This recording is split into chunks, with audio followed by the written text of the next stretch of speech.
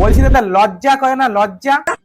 Food blogging এর নাম করে একজন রুটি রোজগারের জায়গায় রীতিমতো নোংরামি করছো। আর মরণের চুলকানি উঠছে।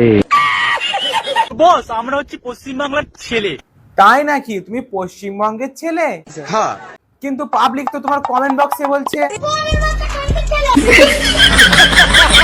আমাদের যদি সোশ্যাল মিডিয়ায় খেটে খেটে খেটে খেটে গাঁড়ো ফেটে যায়।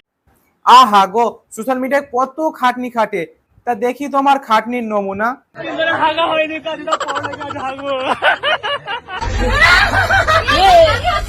এটাকে খাটনি বলে না, লোকের দোকানের সামনে গিয়ে খাবার মাথায় নিয়ে অসভ্য নোংরামি বলে। ঠিক বলেছেন। লাইক করবে না, সাবস্ক্রাইব করবে না, কমেন্টে এসে বলে যাবে না যে তুই ভালো কাজ করছিস। তুমি ভালো কাজ করছো? হ্যাঁ।